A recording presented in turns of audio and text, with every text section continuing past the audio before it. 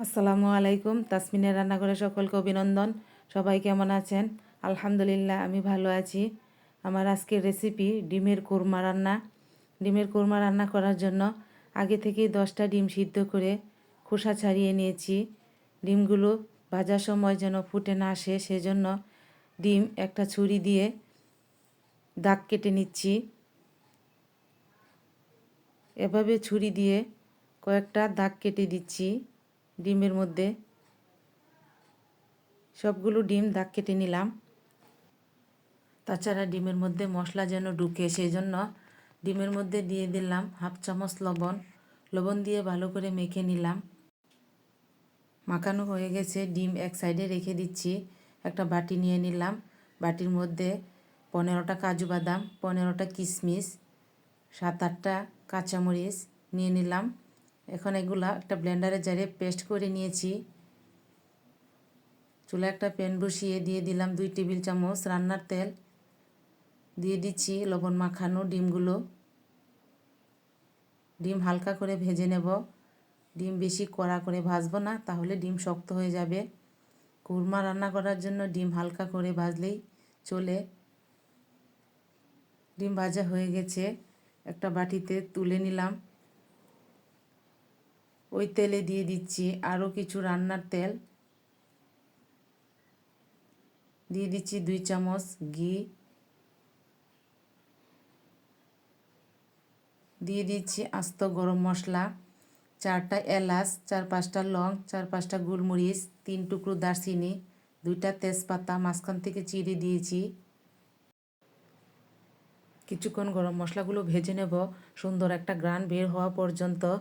দিয়ে দিচ্ছি half cup পেঁয়াজ বাটা। পেঁয়াজটা নেড়ে চেড়ে ভালো করে ভেজে নিচ্ছি। পেঁয়াজটা ভাজা হয়ে গেছে, দিয়ে দিচ্ছি 1 চামচ আদা রসুন বাটা। আদা রসুন বাটাটা ভালো করে ভেজে নেব। আদা রসুনের কাঁচা গন্ধটা চলে যাওয়া পর্যন্ত ভাজবো। ভালো করে ভেজে নিয়েছি। দিয়ে দিচ্ছি বাদামের পেস্ট। বাদাম বাটা দিয়ে ভালো করে নেড়ে মশলাটা কষিয়ে নিচ্ছি। মশলা যত ভালো করে কষানো হবে, কোরমার টেস্ট তত ভালো হবে। আপনারা চাইলে এখানে পেঁয়াজ কুচিটাও ব্যবহার করতে পারেন, তবে কোরমার মধ্যে বাটা পেঁয়াজটাই ভালো হয়। দিয়ে দিলাম স্বাদ মতো লবণ।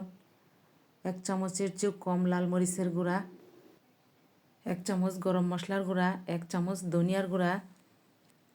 মশলাগুলো নেড়ে ভালো করে ভাজা ভাজা করে নিচ্ছি।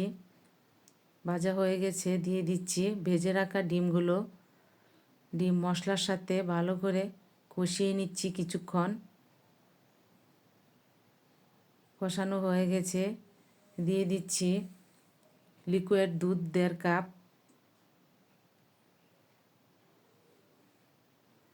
দিয়ে দিলাম আস্ত কাঁচামরিচ 4-5টা। নেড়ে ভালো করে মিশিয়ে দিচ্ছি। মাঝারি আছে 4-5 মিনিট রান্না করব, দুধ জাল হয়ে ঘন হয়ে আসা পর্যন্ত। একটু পরপর নেড়ে দিচ্ছি যাতে করে নিচটাতে লেগে না যায়।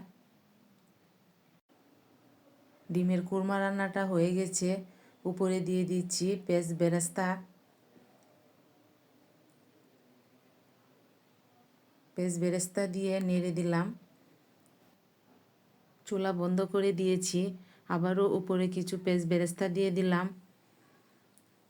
ডিমের কুরমা রান্না হয়ে গেছে, এখন নামিয়ে পরিবেশন করে নিচ্ছি।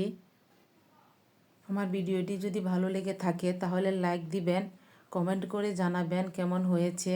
এতক্ষণ আমার ভিডিওটি দেখার জন্য, আমার পাশে থাকার জন্য সকলকে অসংখ্য ধন্যবাদ। পরবর্তীতে নিয়ে আসবো অন্য কোনো নতুন রেসিপি। সবাই খুব ভালো থাকবেন। আল্লাহ হাফেজ।